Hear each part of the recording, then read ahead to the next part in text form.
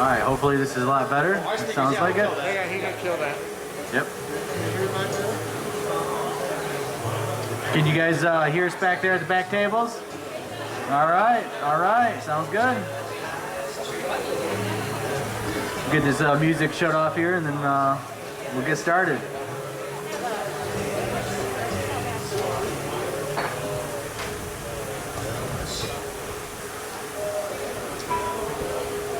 Alright. Well, welcome to the the Sisters Lakes Brewing Company. My name is Blake Doischer. I am the founder of the Lost Cryptids Conservatory. And thanks. We're pretty localized here in Michigan. We're over in I'm in Ingham County. We got a lot of people from northern Michigan, southeast Michigan. So we're kind of all over. Basically, what got me started in this is I had a encounter when I was 14. Basically, I was in the middle of the woods and I heard what sounded like, I thought it was a deer, and it was across the road. So I thought it was a deer, whatever. Kept walking. I'm paralleling the road. I'm gonna go up this embankment and circle around this big brush area. All of a sudden, I make a low whoop, and it was just whoop, just a little bit. About 5 seconds, nothing happens. I keep walking, walk 20 more steps, an explosion down the embankment. And I hear it cross the road bipedally in 3 steps. Okay, 1, 2, 3, and I'm frozen at this point. It jumps, lands in some water, and dashes towards me. Stops. Now, it's about for me to him away in the thickets. For me to you away. I can't tell. It's 20, 30 feet away in these thickets. And I stood there for, scared. I thought I was going to die for about 2 minutes. I had my walking stick, and I got the nerve to, I had to turn around and walk away from it. And I circled all the way back to my house. And luckily, I'm still here, so I didn't die. But from that point on, I definitely went hardcore full into cryptids, Bigfoots, Loch Ness, other type of creatures. We have the Michigan Dogman and stuff. So about a year or two ago, I founded the Lost Cryptids YouTube channel, where I decided to go out there and show people what I was doing and what other people are doing, get our evidence, and present it to people. So that's how it came about. I just hooked up with my partner Chad, who's going to be coming up here shortly, and we're going to introduce you to some of the speakers and people that we work with, and they have a lot of interesting stuff to tell you guys. We also have a place where if you guys have encounters, we would like to hear your details, and so that's up there with the pretty ladies, and we'll get that wrote down. Also, if you want to, we're going to have a section where if you want to come up here and actually tell your story, you're more than welcome to. We'll have a section for that.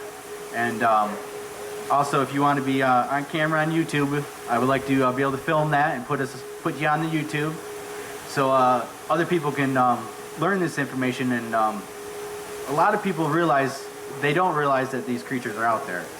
It's not just Bigfoot. I've seen Bigfoot. I've seen UFOs, ghost stuff. I've encountered what I call the Stick Man, which if you ever watch Lord of the Rings or the newer ones, he's Gollum. He's trying to get the ring. He's a goblin humanoid creature. So there's more out there in the Michigan woods than just Bigfoot or the Dewey Lake monster. And so we came here because of the legend, the incredible interaction and harassment during the 60s. And we actually were out there Thursday night, last night, and yesterday in the swamps. I got all the way up to my waist in muck and deep, crazy stuff, trying to find footprints, evidence, hair, tree structures, a bunch of different things. So with that little quick introduction about myself, I'm going to hand it over to Chad. He got a few things to say, and then we'll get started with some of our speakers and get rolling. So thank you guys for turning out. Really appreciate it.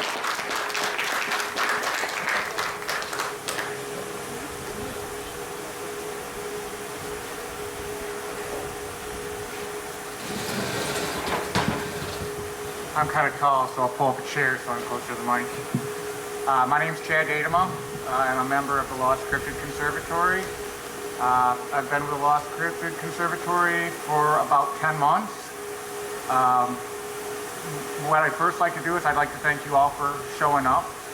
I'd also like to give a special thanks to Jerry and Joe Morin from Sister Lake Brewing Company for allowing us to hold this here.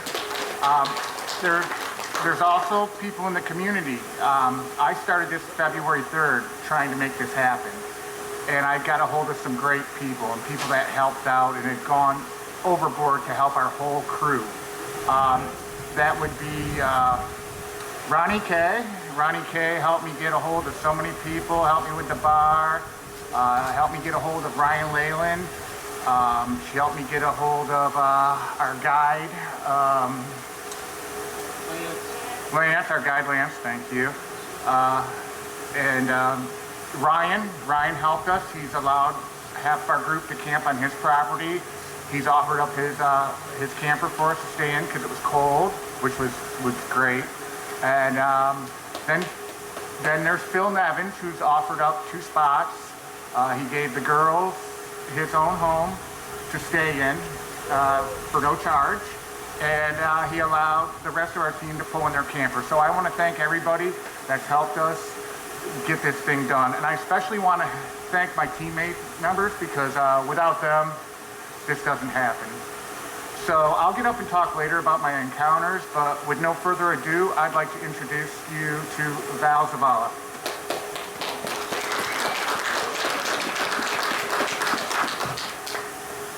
Well, I don't need a chair, so I'll pull this back. My name is Val Zavala. I'm pleased to be here, and thank you for the invite. Very quickly, very briefly, I'll introduce myself to you.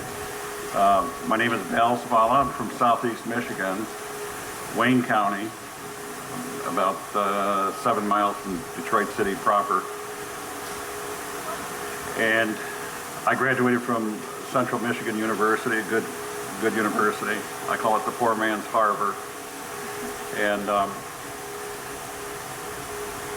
I'm a retired police officer, 25 and a half years. And a lot of times people wonder, you know, are these people crazy? Are they lunatic? No, we're not crazy. We're not lunatic. We've seen a lot. We experienced a lot. And for people like me, and you're gonna find from another guest speaker that's gonna come up here, these are very educated people that are involved in this. There's something there to be said about these beings. And what I'll do for the group here is explain what I do, what exactly I do. I don't consider myself a Bigfoot expert. I'm not even a Bigfoot researcher. I'm a data miner. That's what I do. I research. And I put this information together to profile, get this straight, to profile Bigfoot. Why do I do that? I do that because if you know where these things are, if you know where they're at, where they're going to be at, chances are you're going to see what you're looking for. And that's why we're here. So I retired in June 2012, and what I did when I retired was brought those skills and the technical wherewithal, and I applied it to this topic subject. So what I've learned is that there's six primary areas that I look at when we take Bigfoot reports, Sasquatch reports, and they are camping, farming, hunting, hiking, and motorist, and residential. These things visit a lot of homes. They love to window peep. A lot of people in the Bigfoot community, the experts, say that they enjoy their remoteness, their isolation, but I'm not so sure about that. Because if something wants to be isolated and be remote, then to me, the thing would stay away from the homes and stuff, but it doesn't. It spends a lot of time around homes. It's got a preoccupation with voyeurism, peeping in windows and watching kids. Sorry, and a lot of the farmers that have these encounters, they have to deal with the livestock. They deal with the damage that these things cause around their livestock. They'll eat the livestock. And so those are the areas that I look at. Today, I have a Facebook group site that's called Gumshoe's Corner, Michigan Bigfoot Reports and Data. I have the largest active Michigan Bigfoot database, I think, anywhere. I don't think anybody's got one the size of this. But to this date, this database covers 1,570 Bigfoot reports around the state. Is it possible that everybody's hallucinating and seeing things? I don't think so. I really don't. Because if you look at some of the witnesses that report these things, these are not just idiots that are reporting these things. These are very influential people in your community. My major in college was community development, and I look at the demographics of people, and it just doesn't make sense when you have doctors and surgeons and attorneys and judges and politicians and professional sports players reporting these things, as well as nationally known musicians and performers that are reporting these things anonymously because they don't want to be ridiculed. Now, what we're going to ask here today before we leave is if anybody here has any type of experience or encounter that they want to share with us.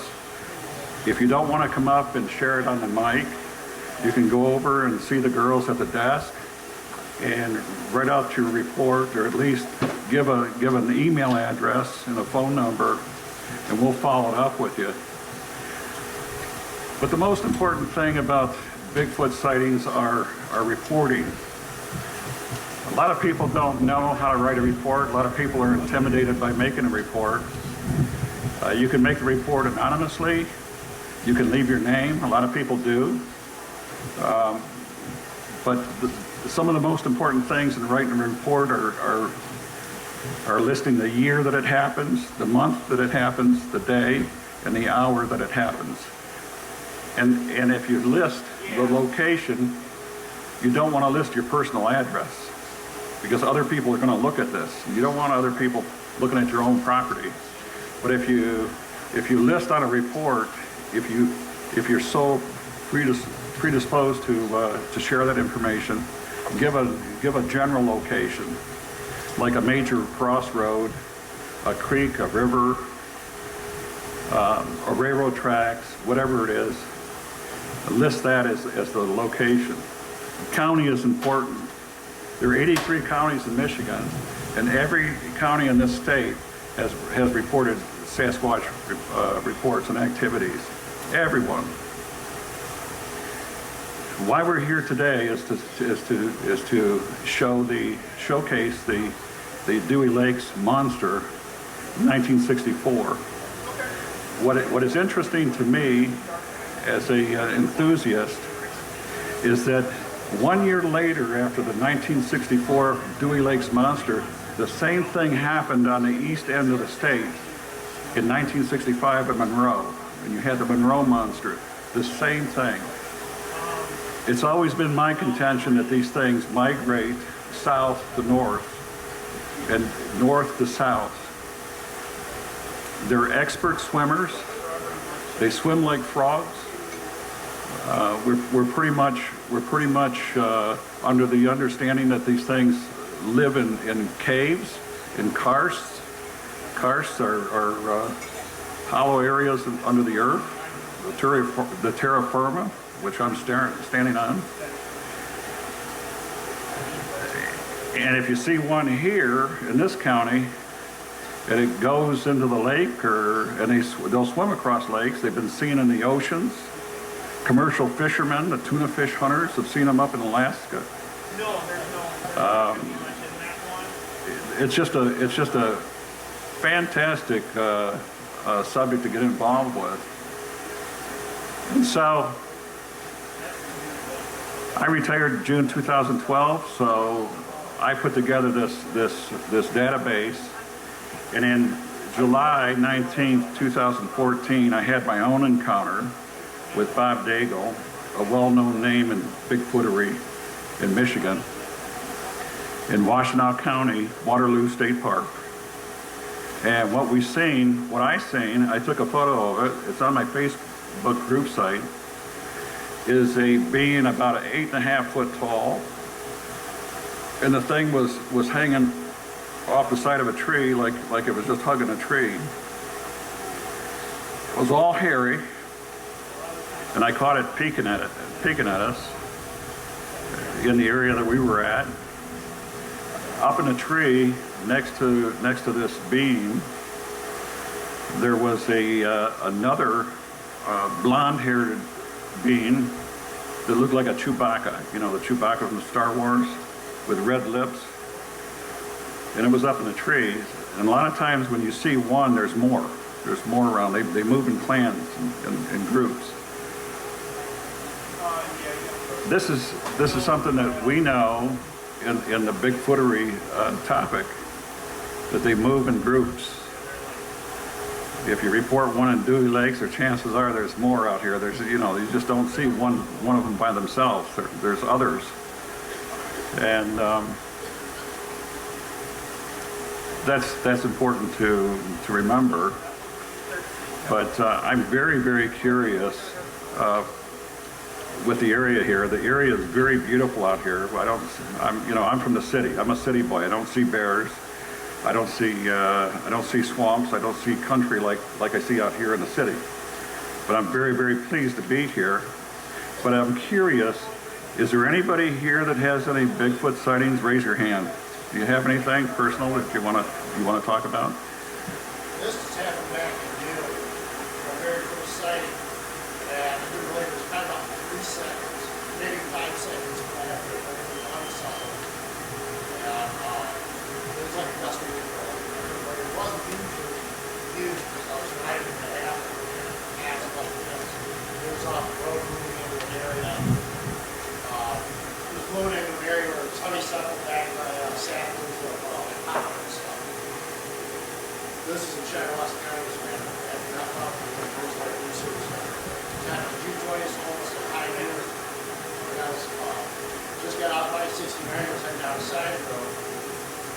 And I was actually taking it easy. I'm retired, so I'm not in a hurry going anywhere. So I was taking it easy going down the road, maybe 35 miles an hour, just moving down the road. This is what's off the ground. But it's a route I normally didn't take because they were doing road construction. They're very road back there, I-69. So I took the route that took me north of I-69 and headed east. And I was kind of watching the west side of the road inside. Look center of the road, I saw it walking down. It wasn't really a ditch line, it was more of a race road back there. And I went down, probably about 4 feet to the ground of the farm field. Next to it, and entered the honeysuckle and branches. There wasn't much wind at that point in time. When it went by me, I was driving this way, and it came at an angle like that and entered the brush. And when I hit the brush, I thought, no, that's something in a suit. When I hit that brush, it was like a gust of wind hit that brush. It was like it was parting in the center. So it was so tight, the brush on both sides of the road.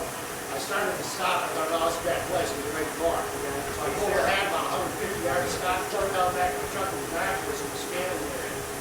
The only side note I can remember really that was stuck out in that area is the area that it was heading for. I saw about a half dozen vultures circling. I had zero time to stop and investigate everything. That wasn't on a duck to a dive in the brush, mixing it up with whatever it was. And so all I could do is just pull out and go out. I remember when it happened an hour ago. You know, I never had to look at his face. The only thing I got was looking from his backside. I left side, I didn't see the dark skin on the hand. On the right hand, and then I could see the back of the left hand, so I'm like, that really good. No facial features at all. It's basic. Thank you, my friend. And if you would, could you see the girls there and write your information down, and we'll get some more information on it. But let me ask this. Watch this, everybody. Can you tell me what you were doing when you had this sighting? Yeah, that's exactly what I was doing. What were you doing? I was driving about 35 Thank you. Thank you. Most of the encounters that involve Bigfoot actually happen and are reported by motorists, just like he was saying. Sir, can you tell me what time of the day this was? Yes, about 12 o'clock and 12 o'clock. Midnight? Noon. Okay. Most of the Bigfoot sightings happen. You remember when I started this speak off, I said that there were 6 major areas that we look at: camping, farming, hiking, motorist, residential. Those are the areas of activities that people are involved with, that most people are involved with when they have these sightings and stuff. His sighting happened during midday, which is not a big active time for Bigfoot, Sasquatch. A lot of these sightings we know occur around 8 o'clock, 8 to 10 o'clock p.m. and the peak starts to peak off about 2 or 3 o'clock in the morning. And we know this because we profile Bigfoot, Sasquatch, and that's one of the reasons why when we ask people to write a report, tell us the time that you've seen this. That's very important.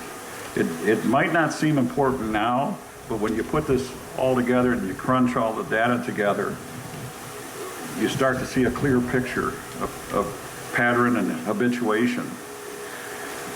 So I appreciate that. That's very good. It doesn't matter what county you see this in. It's important that you see it and report it. And so with my encounter, I can tell you that it was quite unsettling for me because, quite frankly, I've seen a lot of people in the law enforcement field. I've seen a lot of people die. I've seen a lot of people killed. I've seen a lot of gruesome things in my career, but I wasn't quite ready for what I seen in the woods, and I wasn't really ready for that. And the first impression that I had when I seen this was, what the F? I mean, I'm not a person that's predisposed to profanities or anything, but I'm going to tell you something. When you see something like that, and it's blinking its eyes at you, and it's staring at you, I don't know, it leaves you very unsettling, and I've told people close to me, I says, this thing looked like it was staring through my soul.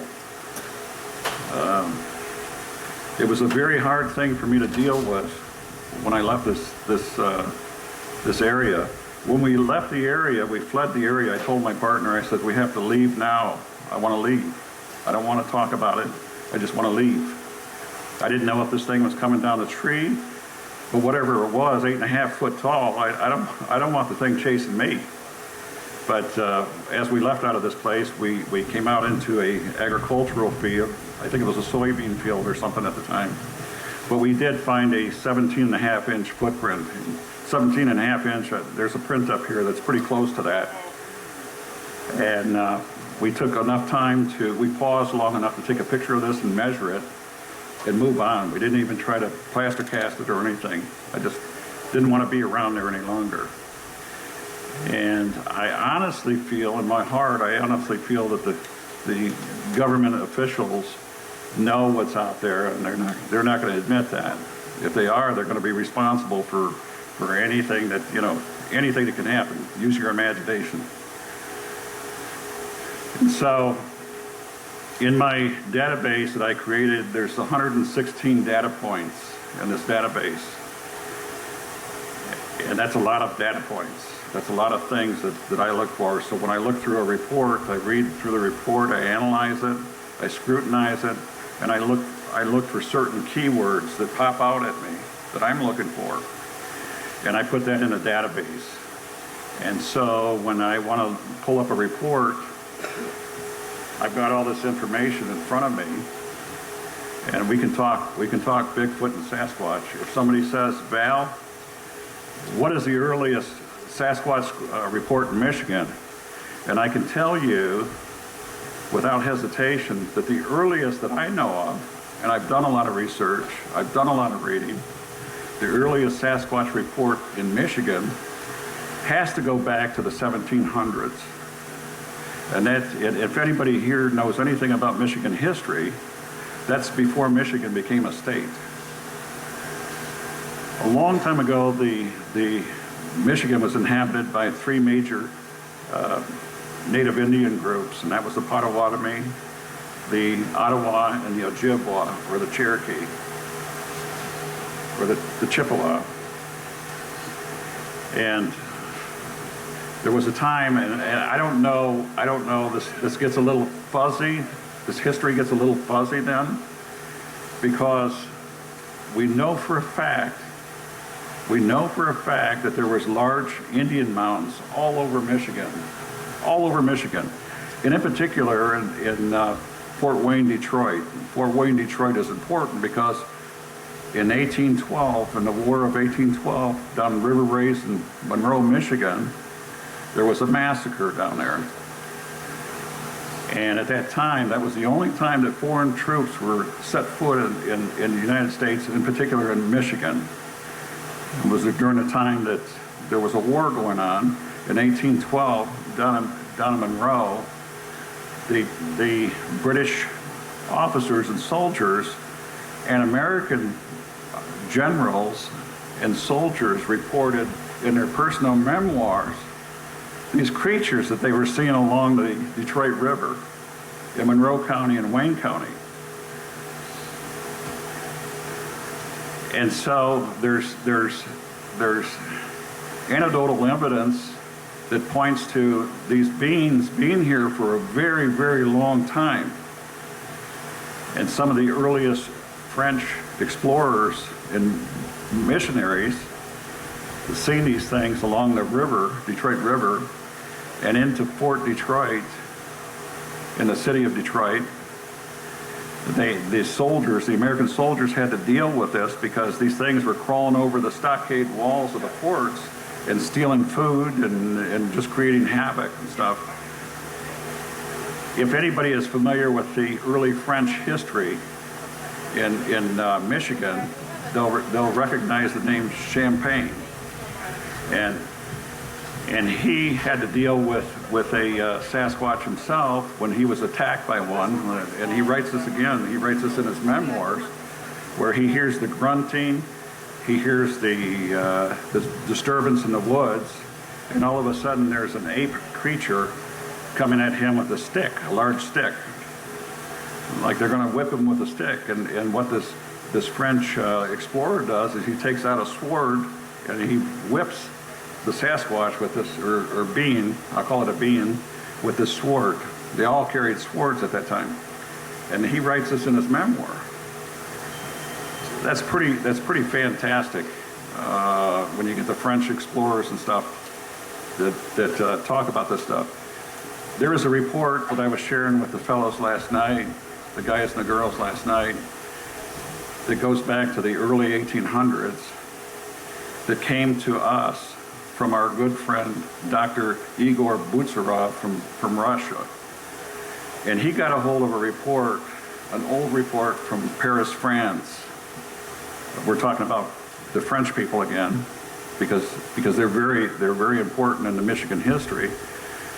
And he shares this report that the French sent to France by dispatch at a time when we didn't have computers or electronics.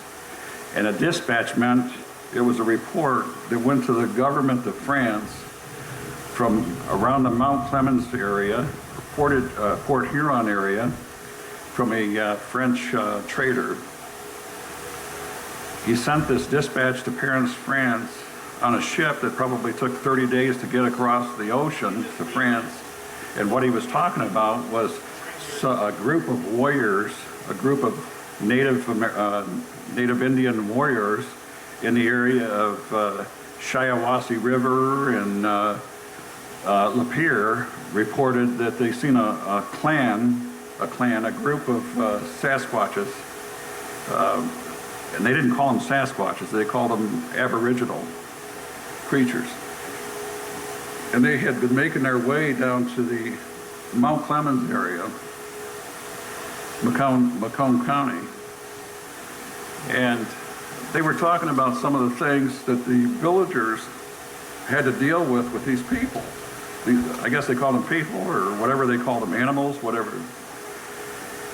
But they said, remember this is early 1800s, they said that when these things walked into a town, all the crops died, turned brown. They said that the dogs died, dogs disappeared, the dogs died, and even the bells in the village started to toll. And so they said that the townspeople got together and they were concerned about this, so they wanted to get rid of these things. So they got a little group together and chased these beings over into an island. We believe it's Harson's Island. And they swam across the channel to Harson's Islands. And then when the group got their canoes and their boats together and went over there to deal with them, they had all disappeared. So again, we're talking about beings that are capable of swimming, and they know where the caves are. And to me, it's just a puzzle that how these things could get from Harson's Island back over there in Saginaw in the Bay City area without being seen. One fell swoop. So that's kind of some of the interesting historical aspects of this topic and subject and stuff. So once again, I'm gonna give way to my next speaker here, Dave Dominic and Chad. Chad wants to say something. Okay, so the next speaker here will be Dave Dominic. And then I'll give way here. Thanks again, my friend.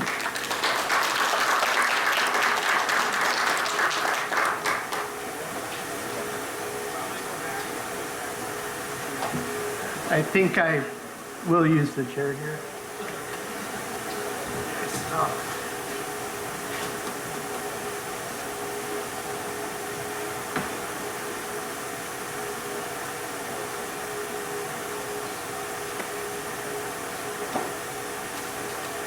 And a few notes. Gotta have my stuff here, so feel better with my stuff.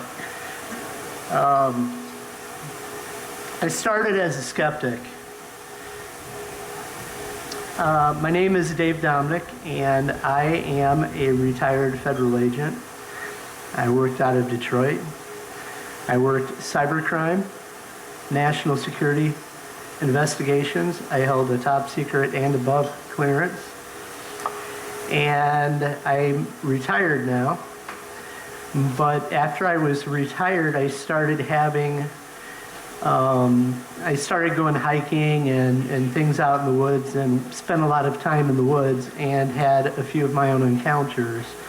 Again, once being a skeptic, I believe now. I started out in law enforcement as a street cop for 12 years. I went back to college, I got my degrees. I have a master's in public administration and some PhD study as well. I taught college. I've taught at colleges and universities both. From there, I went and became a senior special agent for one of the alphabet soup agencies out there. Where I worked, and now I'm retired. What I want to talk about today, well, first of all, we have an interdisciplinary group that goes out and we investigate Bigfoot sightings and reports from people who come forward with information. It represents different Facebook groups. Like we have represented here the Lost Cryptids Conservatory, We have Michigan Sasquatch Project, and we heard from Val, Gumshoe Guy's Corner, Bigfoot data reporting.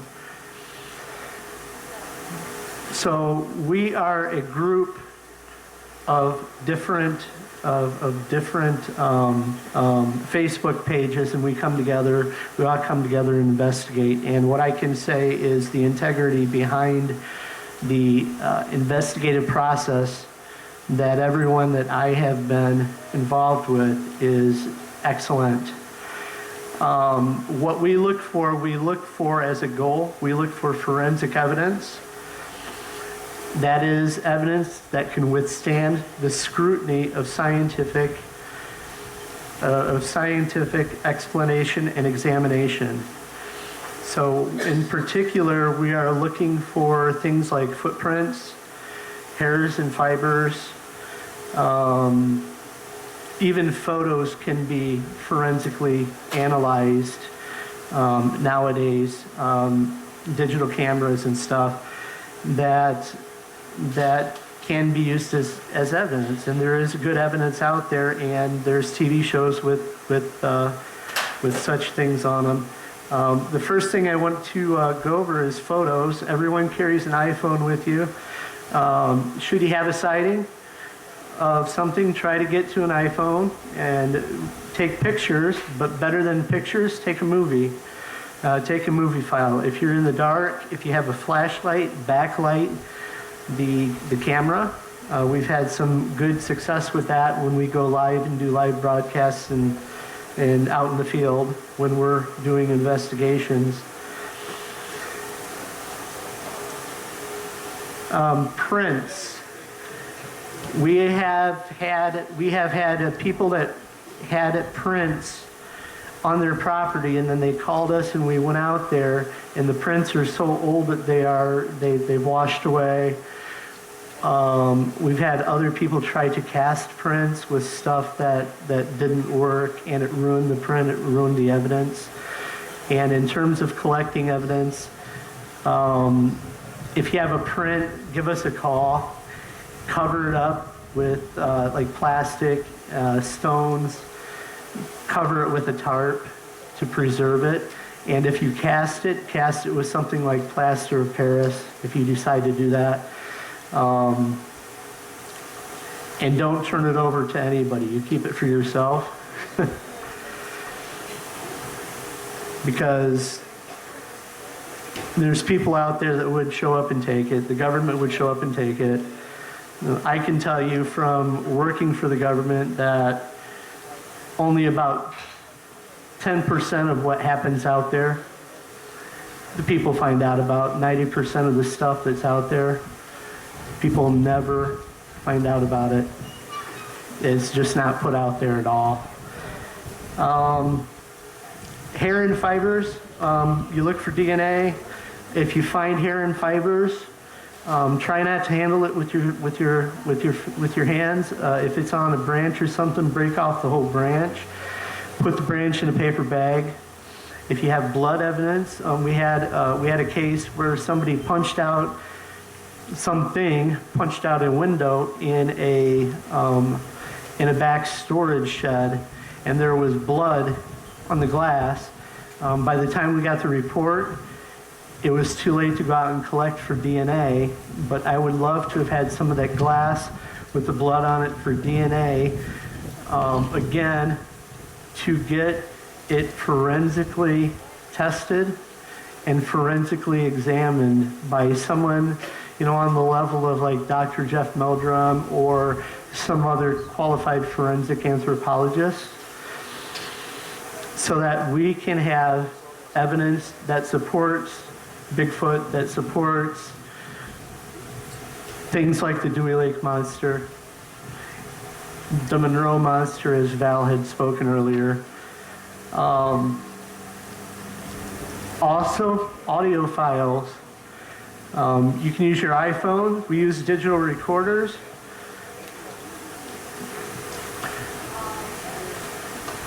I have here a parabolic mic we use out in the field.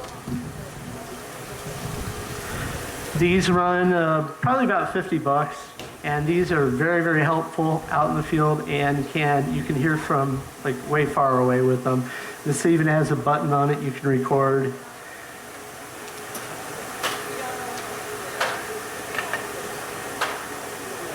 We use the GoPros. We wear as harnesses, and this records basically everything. So everything that you see. So if you happen to see something out there, it'll also record. We use infrared, we have thermal, and we have had access to FLIR. And then we use audio recorders, digital audio recorders to record sounds and whoops and stuff like that. So how I came to be with this group, I had a couple of experiences of my own. I had my first experience up at Aquac Falls, up in northern Michigan, where I was camping overnight in the campground, and they only had like 10 spots in the entire campground. Primitive, no lights, so it got incredibly dark at night. Your campfire kept you warm. Your campfire kept light anywhere. And the campground is right next to a river, next to the falls. And I had heard on the other side of the river, about 4 different places, over the span of a quarter of a mile, I heard whooping noises. I heard whoops, and I heard yahoos being screamed from the other side of the thing. So I let that go, and I tried to record it with my phone. Recording didn't come out great. I wish I would have had some of this stuff there, but I didn't at the time. But I tried to make recordings, had the whoops, had the yahoos, continue on through the night, and later on in the night I had stones that were thrown at my tent by something. So I got up, I wanted to know what it was, and it was still throwing stones, and I threw stones back at it just to be playful, I guess. And that was my first experience. Now my second experience, and Val talked about reports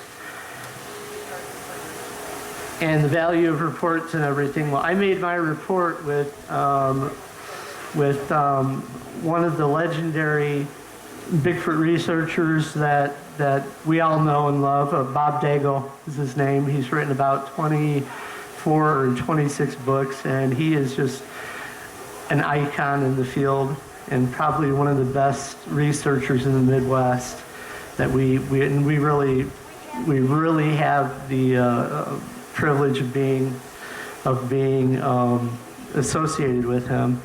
But I got a hold of him and Mark Hearn, who's here, who runs Michigan Sasquatch Project, and I made my report of my sighting. And be careful of what you wish for heading out in the woods or in your quest to hunt down Bigfoot. You just might find him. I still have anxiety about the sighting and experience. I still have had dreams that continue to haunt me, and only driven down the road once in the daytime since my strange sighting. The incident occurred about this time of year, 2018, at about 10:40 p.m. I was driving in Monroe County. This is the same area as the Monroe Monster that Val had spoken about. I was driving from Ypsilanti down to Monroe, and I drove down a county road, and it seemed like the power was out. It was very, very, very dark down the road, and like at the farms that have lights and the houses that have lights on and stuff, there were no lights on at all. As I drove down this road, I had passed, and I noticed about 30 yards away these blazing red fiery eyes looking at me This thing was probably about 8 feet tall and very large and very dark. I could see it was on 2 legs, and this thing stood there watching me as I drove by. I was in shock. I had never experienced anything like this before in my life. Having been in law enforcement, having even been a federal agent, having seen, stuff that cops see and have to see and do, I had never experienced anything like that in my life. I continued down the road, just trying to register what I just saw, deciding whether or not I would turn around and try to get a picture of it. And I decided that I should probably keep on driving.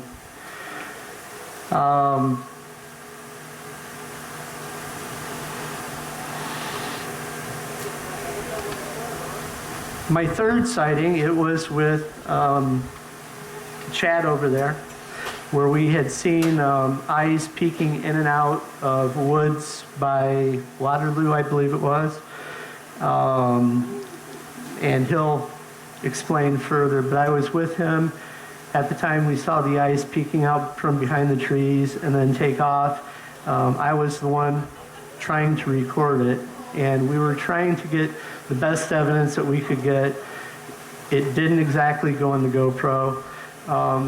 People who take pictures, who try to record, sometimes have their cameras go dead, the batteries go dead, and the cameras don't work is common for people to experience this. Excuse me.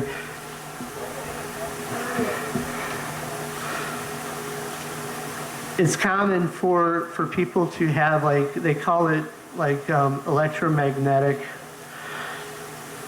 effect, where it affects you as a person. It can affect you like your primal fear. It can cause your equipment to malfunction or not work. And it's real. It's very real.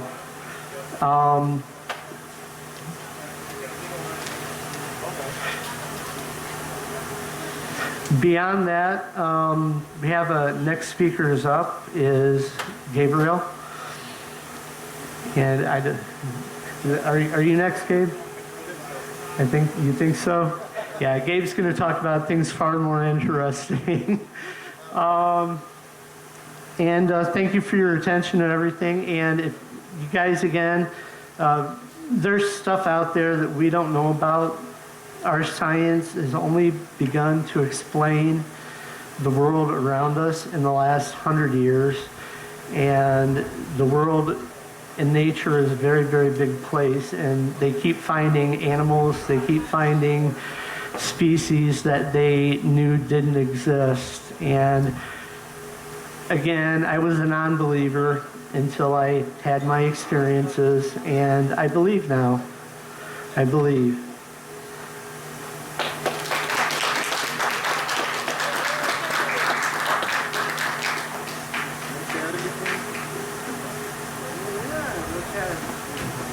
Oh. I wouldn't say anything is far more interesting. Dave actually had a Class A sighting. I've only had Class B encounters, but my name's Gabe Height. I'm from Ypsilanti, Michigan. I currently live in Hamtramck, so right in Detroit, where there's not much Squatch activity, but I do look. I go to Belle Isle, I go to county parks and city parks and metro parks all around Wayne County and Washtenaw County, Jackson County a little bit. I guess I could just cut to the chase and tell my best story, my best encounter. So, based on a sighting that Val, that was here earlier, where's Val right now? Val and Bob Daigle, who couldn't make it today. And if anyone's interested later, I have this book you can flip through up here. Bob Daigle is like a local Michigan Bigfoot author. Godfather. The godfather of Bigfoot research. And I thought that was Phil Shaw. but anyway, yeah, this book's up here to flip through. county by county sightings. Not the same report you'll see on the BFRO.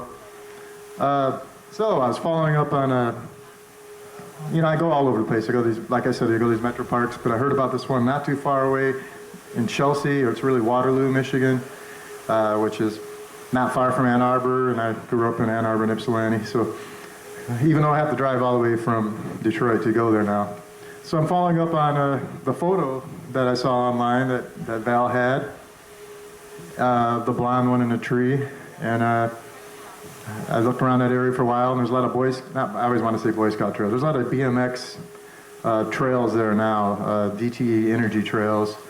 But there's another set of woods to the right of that. There's a cornfield. If you park in the DTE energy trail parking lot, and you look directly across the street, there's more trails to the left. There's a cornfield, sometimes a soybean field, directly in front of you, and then, well, there's two fields, and there's a set of woods here, and there's more woods way back, and marshes and fens and swamps. And I went in there a couple times, and I saw some structure type stuff, these weird asterisk type structures, and a lot of the arches are, not everyone believes those are made by Bigfoot. So anyway, I saw some interesting things, but nothing really happened to me. And I was aware of other sightings too. There's like a DNR ranger that claims they saw one right on Cassidy Road, where that is, like seeing a Bigfoot with a deer over its shoulder walking across the street. There's just a bunch of sightings in that area in general. And there's another Crooked Lake out in that area too. I mean, there's two actually, one in Washtenaw, Jackson County area. So Crooked Lake's another hot spot. So this is near Cassidy Lake, sort of. And so I go out there for maybe the third time. It's June 22nd. There's a local party. I can't reveal the address, but it's called Mosquito Fest. And I broke away from the party after drinking and hanging out and seeing bands on Friday. And in the morning, before the band started all over again, or early afternoon, I wanted to go early afternoon. By the time I talked someone into going with me and all that stuff, it was more like 5 p.m. or something. So by the time we got there and left, it doesn't get dark until, it was late afternoon, so it wasn't dusk. The sun was like midway in the sky. And I pulled out all the stops. I did rock clacking, whooping, this really annoying one that goes like this. And, because I've heard on different podcasts that annoys them, and I wanted to annoy them. I wanted fast results because I had to drive this other guy back to the party to sing at a certain time, and we only had like 20 minutes. Tree knocking, rock clacking, whooping, ooh-ahs, and all that stuff. And anyway, I got the reaction I wanted. I got a tree being destroyed, or they call it bluff charge. A tree being destroyed about a half mile back past the field, the tree line past the fen, and then I got really nervous and kind of started walking back in the middle of the cornfield, brandishing like a dumb person, brandishing my machete like a ninja, like protecting my forearm, just like nervous, false bravado, whatever you want to call it, and thinking maybe if this thing sees me having a weapon, the reflection of it or whatever, it will not attack me. But these things could like just bend that around like tinfoil probably. But anyway, so I'm getting more nervous. And what do? I whoop again back at them. And even did the nervous ape thing. I don't know why, it was dumb. I could have had my head popped off. And so 2-3 minutes later, maybe where that fence is right there, another the whole tree being destroyed. I couldn't see the tree. It was beyond the tree line, just beyond it, and I couldn't see what was doing it.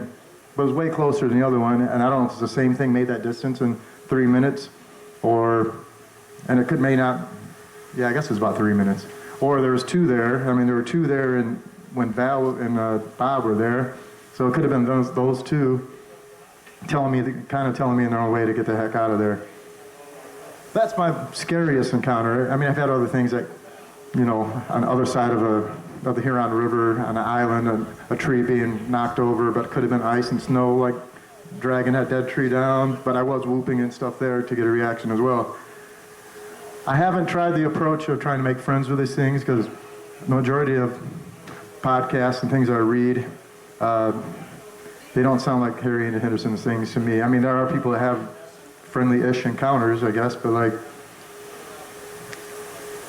I'm going to try a couple different approaches in the future, I guess, because one of these days I might get what I'm asking for if I keep trying to antagonize them. But so I got into this. So like any kid in the 70s, $6 million man. Sorry to steal that from you, Chad, but it's true. In search of, they say, in search of where they show the Patty film, Patterson-Gimlin film. But all my life I thought they only lived in Pacific Northwest. Like I didn't even think of looking for them in Michigan. And then later on, Finding Bigfoot came out, and I thought, man, maybe they live in the Porcupine Mountains, but they're not going to live like anywhere near where I live. And I maybe heard about a couple Ohio things and stuff, both through the show and whatnot. But yeah, now I believe there's way more than like Cliff Barrickman will tell you or believes. I think they're everywhere, and my friend Brian over there thinks they're just passing through a lot. I mean, we don't know. We don't know if they're living in these places or they just were there for a month or a week or a day. But I believe they go around Lake Erie from Pennsylvania into Ohio, into Michigan. I mean, they're everywhere. And they're urban, suburban. Along the Rouge River, the dirtiest inner city rivers, there's signs of them. I don't know, I guess that's about it. I guess I was destined to meet all these people. Just getting in, I met Bob Daigle at the West Branch Conference and found out he lived a lot closer than me in Warren, Michigan. And I just kept meeting people, heard Blake, a guest on a podcast. Chad was a friend of Ernie's who I met in the UP through, I met Ernie in the UP at one of Bill Soward's campouts with, I don't think Chuck was at that one.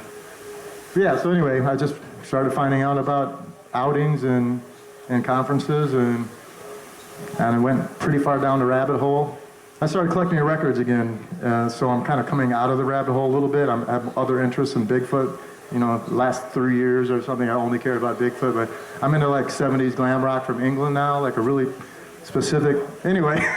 But I still like Bigfoot, and I'm still looking, so thanks.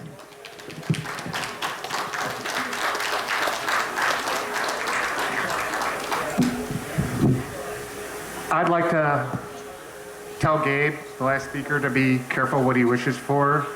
As you heard, he said he's challenged them before, and he may continue to do that. It's not a good idea. I've had very terrible experiences with it.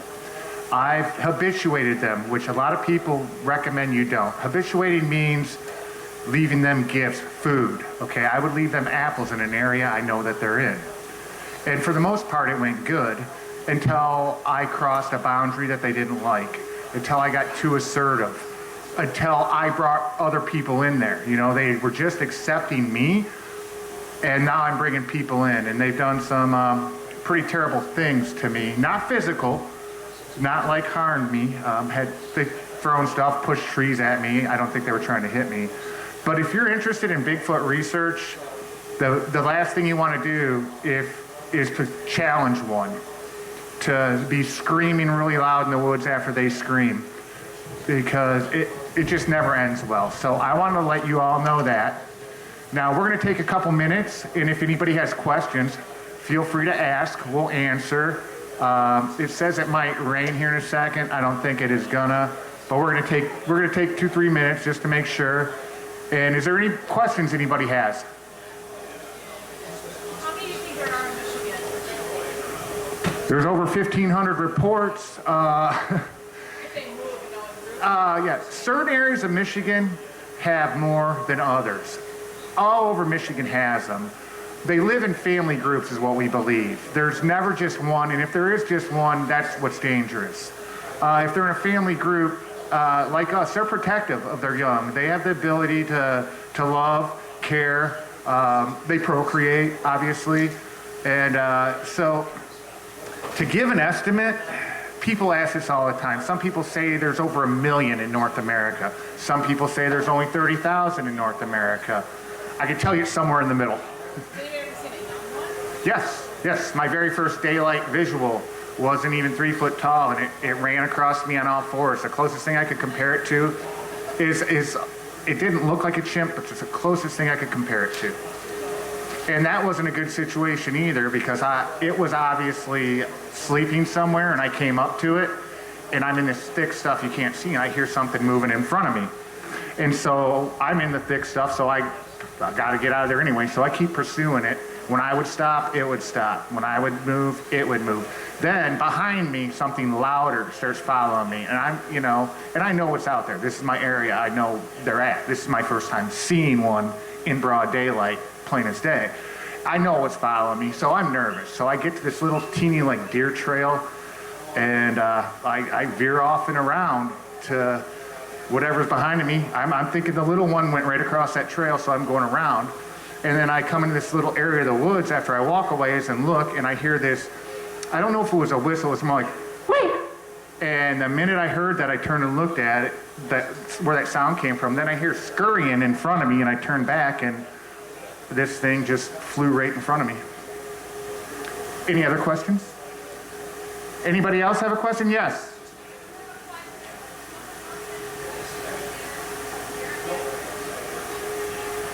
Their question was, how many Bigfoot do I think there are in Michigan? And nobody can give that answer. I can tell you there's a lot more than anybody can fathom. We go out all the time. We do this. We have encounters. We don't see them often, but their habits. We get it. We get trees knocked over. We get stuff thrown at us. We get our cars hit when we're sleeping in at night. We get our tents hit. And her other question was, what was that again? If I had ever seen a little one. Yep. And all my daylight sightings, I have 3 that I know exactly what I saw, and they were up close. The other 2 I saw were juveniles. I've never in the daylight seen a full grown. And the other 2 I saw were maybe 5 foot tall. We believe those are the day watchers. We believe they're out there watching for dangers to alert their family group, the adults that are sleeping, that are active at night. And they'll do things like, when you walk past them, they'll clack rocks together, or they'll clack a rock on a tree, or they'll bang a stick on a tree, or they'll whistle. And then you keep walking up, and then another one does it. It's like they're letting them know where you are. So any questions, anybody?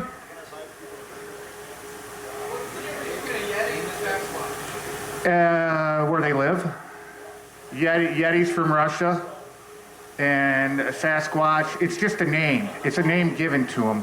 Sasquatch has multiple names. Who knows all the names of Sasquatch in North America?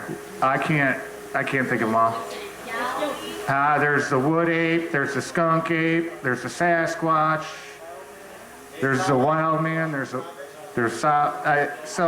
and most of these names come from Native Americans. Sasquatch comes from, our Bigfoot comes from us. Sasquatch comes from Native Americans in the Pacific Northwest. Any other questions, sir? Does anybody want to speak or come up and tell an encounter? We have alcohol here that will wipe the mic down. I mean, we're always together, so we're not worried about it. But if anybody wants to come up and speak, we'd be happy to wipe the mic down for you. And if you have an encounter, feel free. I do have a question. You guys were out looking the last couple of days. Did you find any evidence or anything? We found structure type stuff. We found a lot of muck and sticks and thickets and but we did not have any actual type of encounter.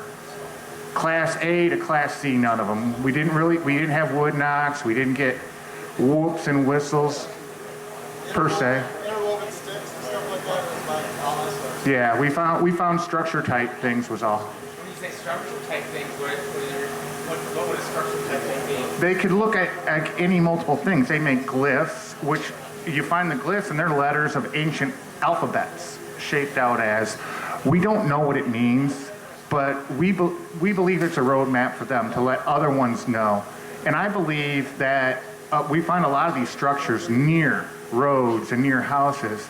So we just believe, or I do anyways, is that it's a communication for them to warn them there's humans here. There's also giant X's you see in the woods, logs, structural, like shelter structures. Oh yeah. They'll build nests. They'll build dens and nests that I can crawl in. I'm 6'8". I've crawled in many, and there's plenty of room for me in there. But we don't believe that's necessarily a structure. We consider that like a den or a nest. Anybody else? Don't be bashful. Tell them about our sighting. In the winter, because obviously it's more barren, and leaves are on the trees, do they just like try to hibernate or hide, or, obviously they can see it better, you would think in the winter, or they just not? We don't believe that they hibernate. We believe just like when deer season comes around, the big buck goes into the thickest of the thick and hides. That's for the most of our belief. They just go, now, we also don't believe they migrate thousands of miles, but we do think that it's totally feasible that they migrate a couple hundred miles. They follow food. They've learned where hunting is allowed. They're easier to find in parks where there is no hunting, in parks where you're not supposed to go off trail, but we do. We go off trail. Sorry if there's anybody in here that can write us a ticket. Oh, okay. Sorry. This is what happens when you're tall. Any other questions? Yes, sir.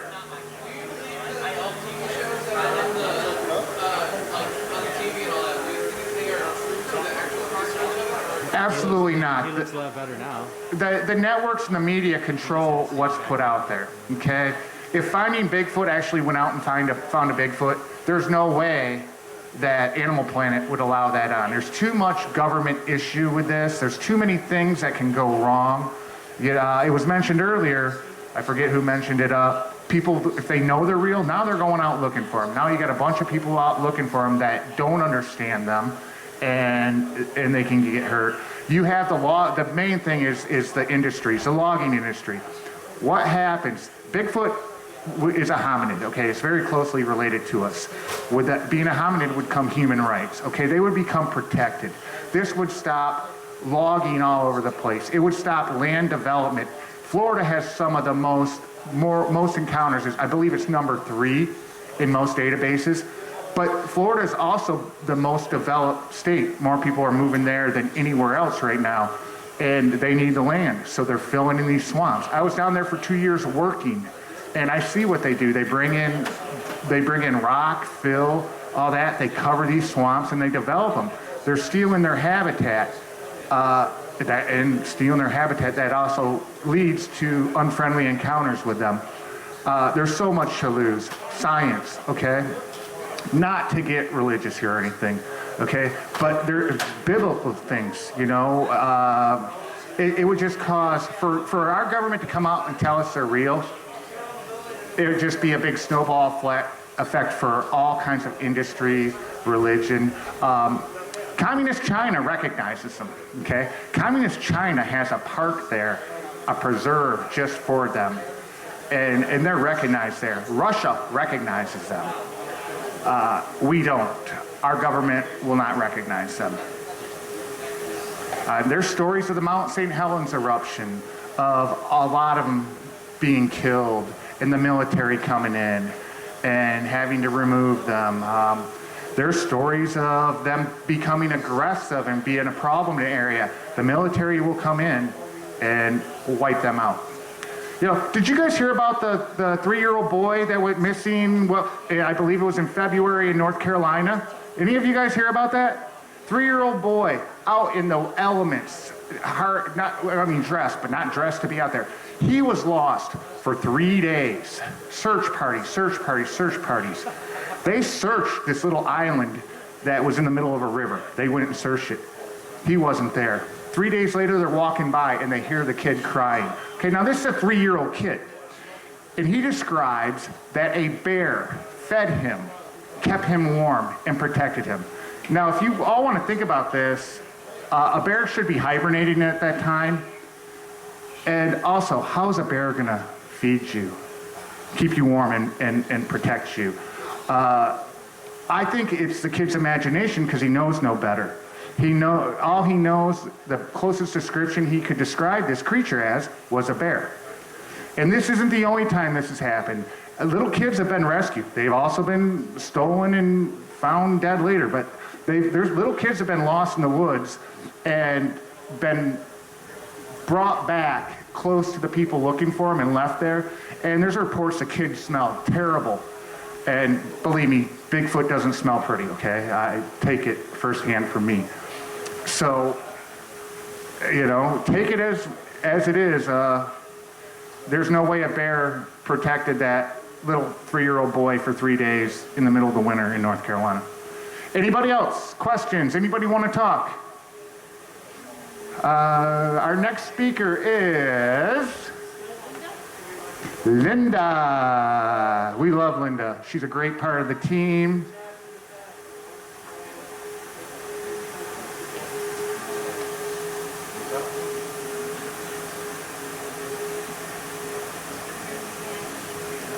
Linda has a bad knee, and she heard it Sasquatching.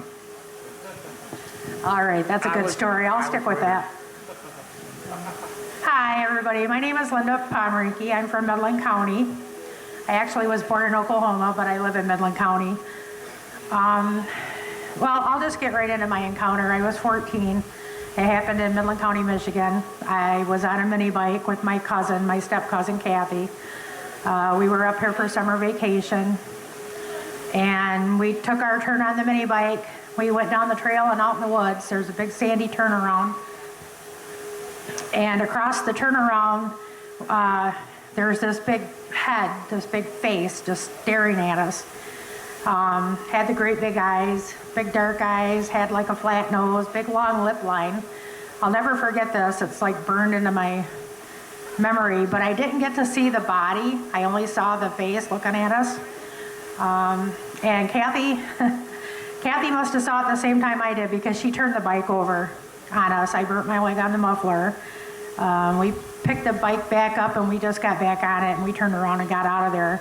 And I think I was kind of in shock because I really didn't know what it was.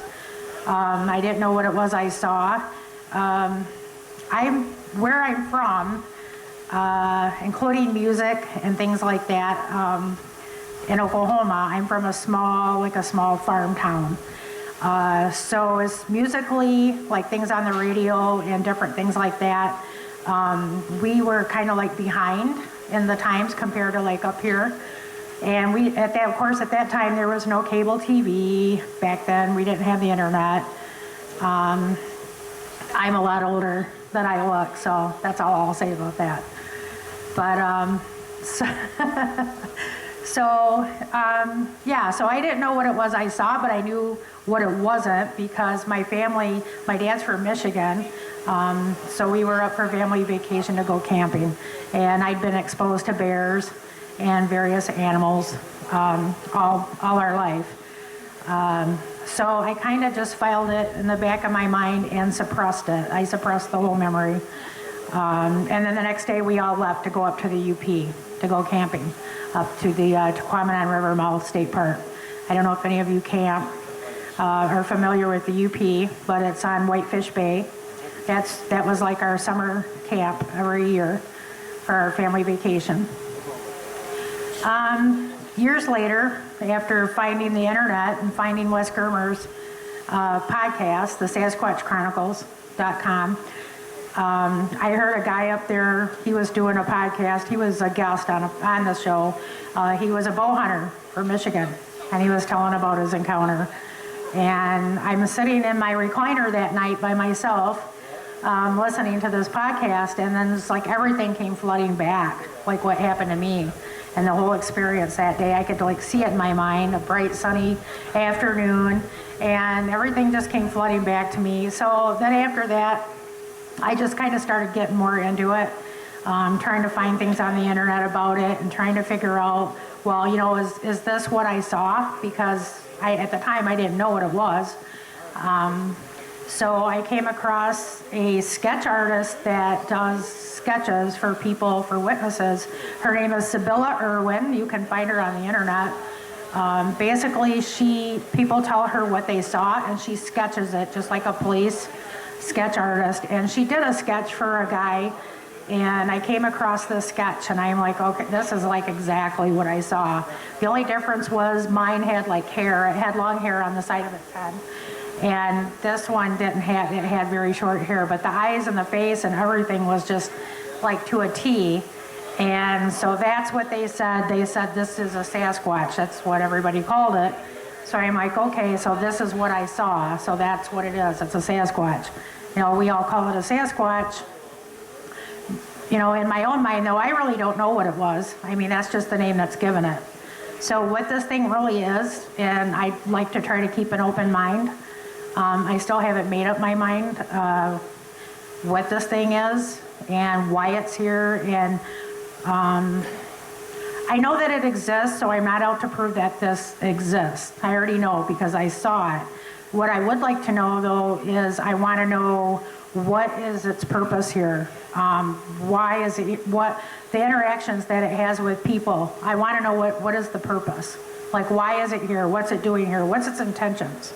Like, what is its intentions towards humans or people? Those are questions that I have that I would like answered, because there's so many hypotheses out there that these things are offspring of the Nephilim, they're demons, there's just really a lot of stuff out there. And I can't discount, at this point I can't really discount anything. The only thing I can say is I know they are truly physical because they leave physical evidence. We've found casts, we have vocalizations that we've recorded. So they actually do leave physical evidence out in the woods and the places that we go. But yeah, and I met Phil Shaw from West Branch, and I joined the West Branch Michigan Bigfoot Committee, and I went to their conference. And after that, I was just kind of really into it, but I wanted to get out in the field more because I really wasn't out in the field that much. And then I met the Lost Cryptids Conservatory, and I kind of just started going out with them, and so a bunch of us did. So that's kind of how we all got together, going out in the field, trying to find physical evidence and record physical evidence. That's what we're all about. So, but thanks to everybody for coming out. I know it's cold out there. We appreciate your time. So thank you. And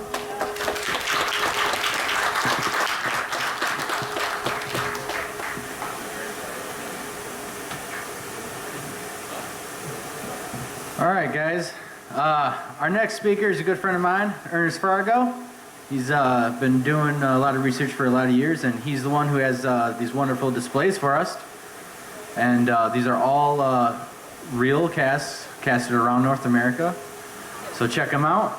So without further ado, here's Ernie.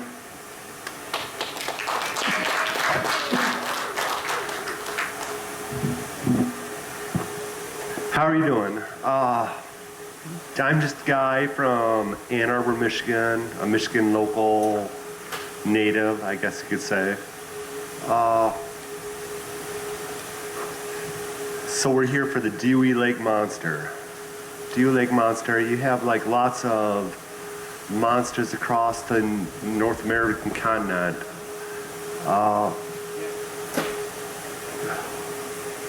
We have Momo, Missouri Monster. You have Boggy Creek, the Folk Monster.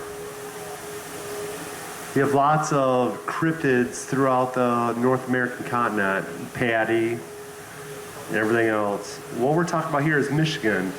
Dewey Lake Monster is I guess I'm not a data miner, but I'm not a researcher, an enthusiast, I guess I would say. So the Dewey Lake Monster started about 62. Well, there's definitely reports that didn't come out till 64, dating back to 62. And through the 60s, we had monster mania in this town. It was crazy. I wasn't here to see it, but I read what happened. There were Dewey Lake monsters, especially in 64, the summer of 64. It started in about June of 64, going through, and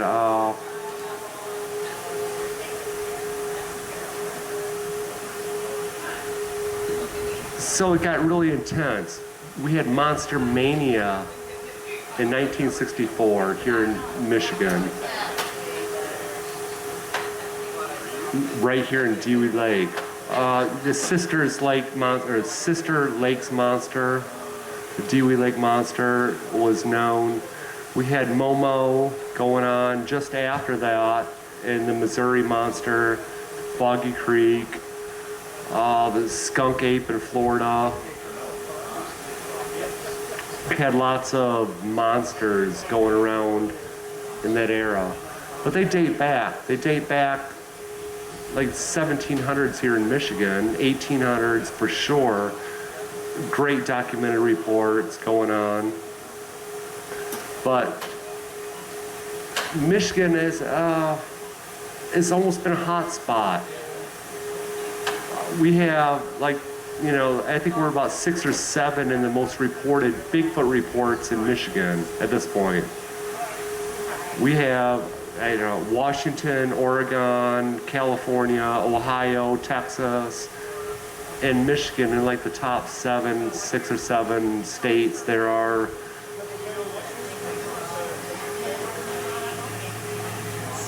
what we have here is an interesting thing that's a little bit different than most Bigfoot reports.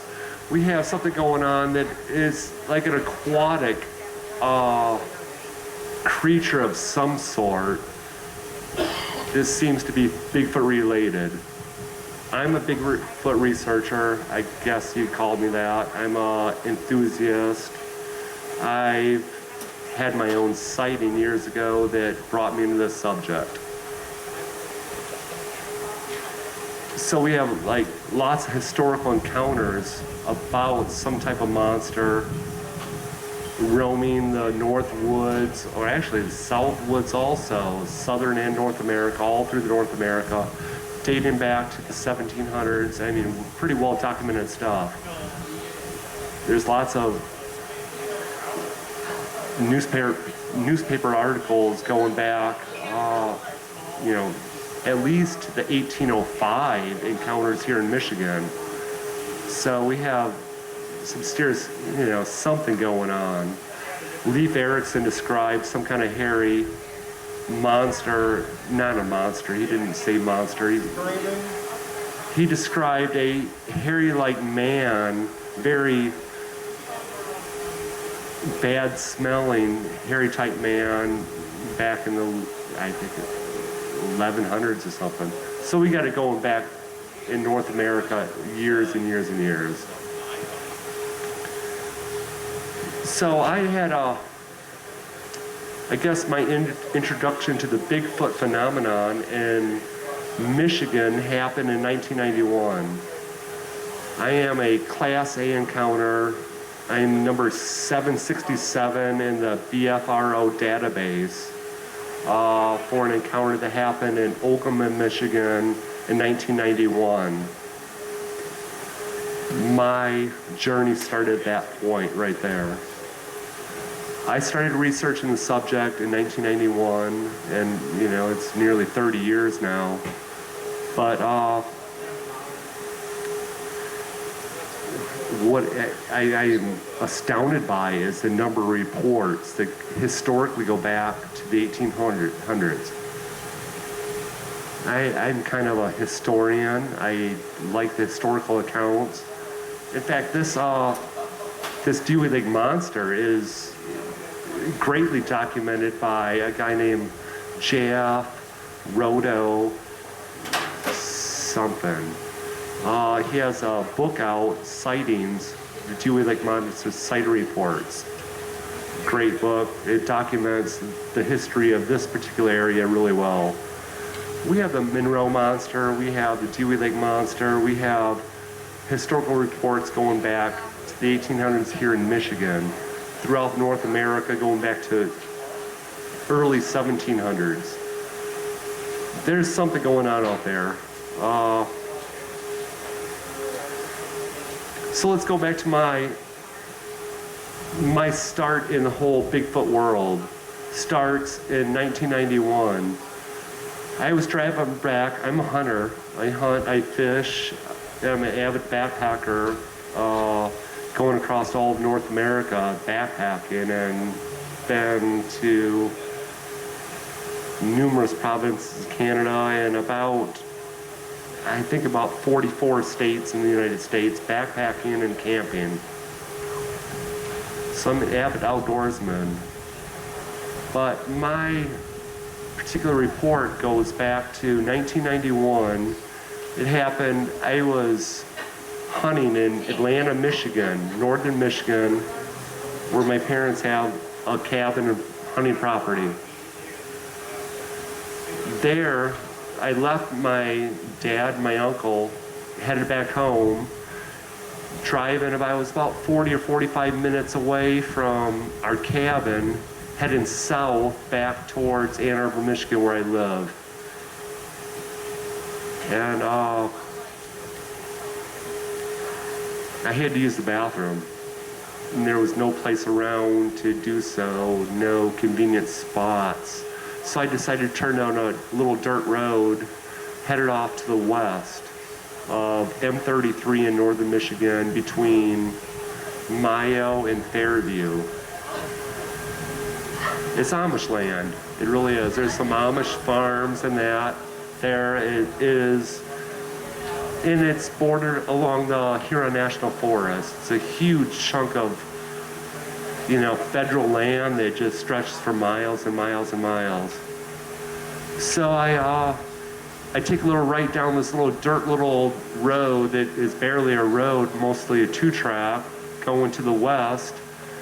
And I had to stop, pull over my car, stop my car. I shut off my car, jumped out of my car, and started to use the bathroom on the side of the road.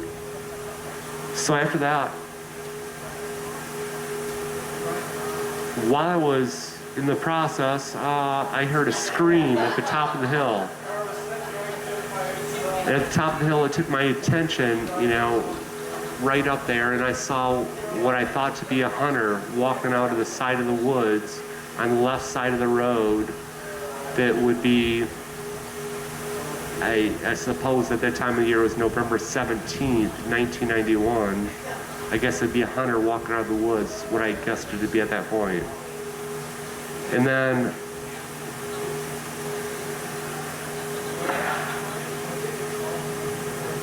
I heard the scream, and it scared me. I jumped back in my car. I started heading north, or west. I started heading west, up the road. And as I drove up the road, what I saw across in front of me looked like a Bigfoot. It looked like a hair-covered man walking from left to right across the road. That's how I can describe it.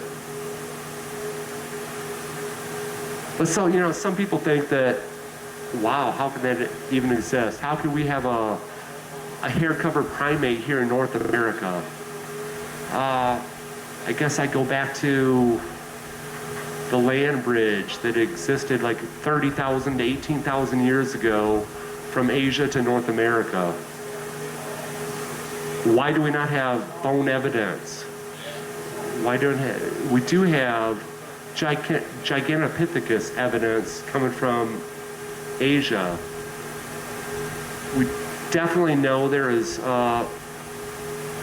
some sort of upright walking hominid primate that has lived on the planet Earth. certainly in Asia.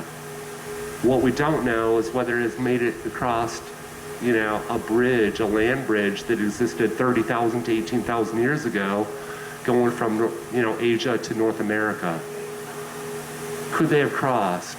That's the big question. Gigantopithecus, we have bones and existing evidence of a creature that would fit this description of the North American Sasquatch perfectly. We have an animal that lived at the correct time and date and perfect time in history to have crossed across this land bridge to cross to North America and be here and be described as Sasquatch today. We have bones to this. We have teeth.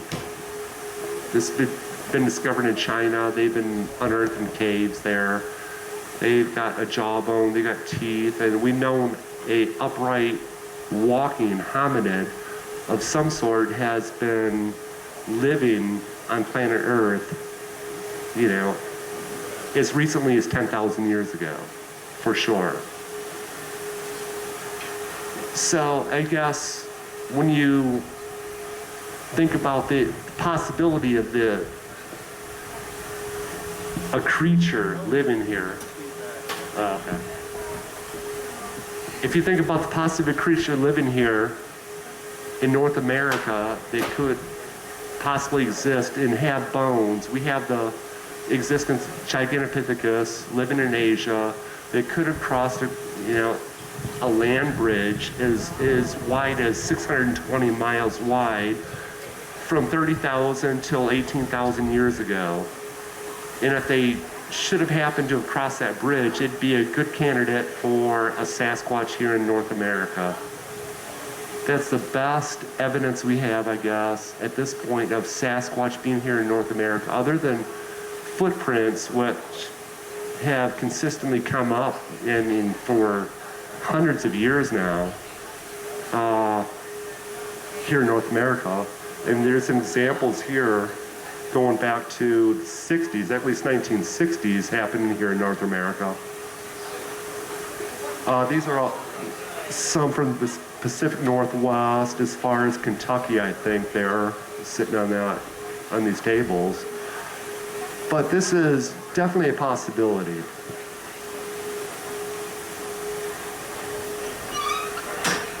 I had an encounter. What I saw in Mayo, Michigan, near Mayo, Michigan, was very real to me. It was so real that I had no other explanation for it. I saw a creature, a hair-covered creature, walk directly across the road in front of me at about 30 yards, 40 yards before it went into the woods on the other side of the road. It looked real to me. It didn't look like a person in a suit. I discard that even possibility. I think it was a real creature, a real hominid living in North America that hasn't been discovered yet. It hasn't been proven at this point yet, other than footprints and unknown hairs. There are hairs that have been tested in with no known origin for North America, which is interesting. So, the possibility of a Dewey Lake monster is absolutely plausible at this point in North America. We have evidence of hair of unknown animals, footprints going back generations. And I guess that's about it. We have hair and footprints and a lot of eyewitness testimony. But there's certainly something going on. This little place here, Dewey Lake, the Dewey Lake monster, is just one of many monsters across North America. Again, we have Momo, the Missouri monster. We have, the Folk monster, Boggy Creek in Folk, Arkansas. We have the Florida skunk ape. We have if you go worldwide, I suppose, you have the Yeren in Asia. You have the Yowie in Australia. You have the orang pendek in Sumatra. You have countless examples of unknown primates supposedly living across the world. Okay, recently there was a discovery of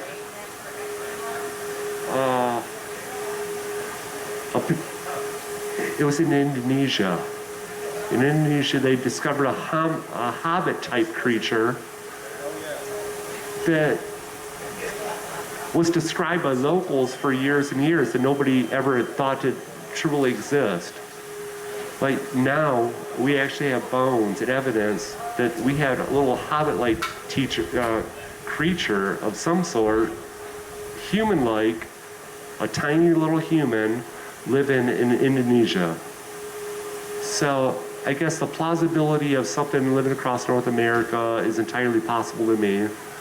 I had my own sighting in 1991. I've been searching since then to find something, some kind of evidence of a relic hominid actually existing here. No positive proof yet, but I think somebody will eventually. I think they're still existing. You have to consider the plausibility of existence and the amount of creatures that would take to recreate and continue on a bloodline. Dr. Grover Krantz, an anthropologist out of Washington State University, put forth the idea that there would be one Sasquatch to every 100 black bear. So we have an existence of an estimated 14 to 19,000 black bear here in North America, or actually here in Michigan. 14,000, 19 black bear here in Michigan. You know, so that puts the number of Sasquatch very low. I know some people like to advocate that there are lots and lots of these creatures around, but I kind of think that there's a lot less than, there would have to be a lot less than most people would think there to be.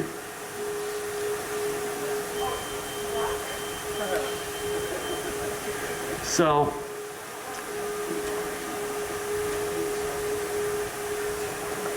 we have casts, we have hair that's been tested, unknown hair that's been tested that can't be confirmed from any other type of creature known to live in North America or across the world. There's actually online databases that you can compare hair to that doesn't seem to match up with anything.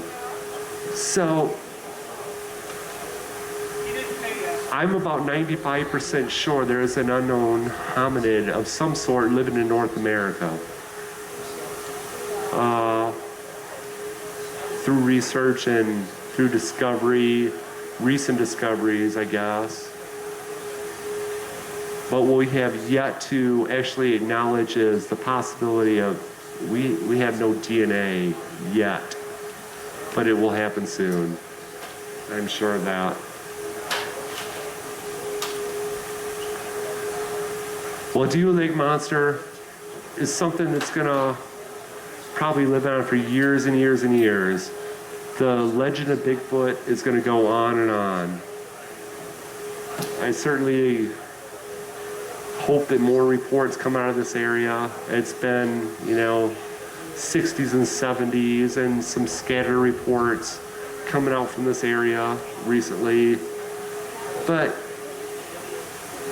I'm confident eventually something is gonna be discovered, some kind of proof is gonna come about to prove the existence of this creature. Thanks a lot.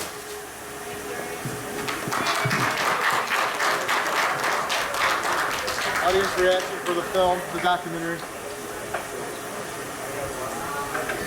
Who's next?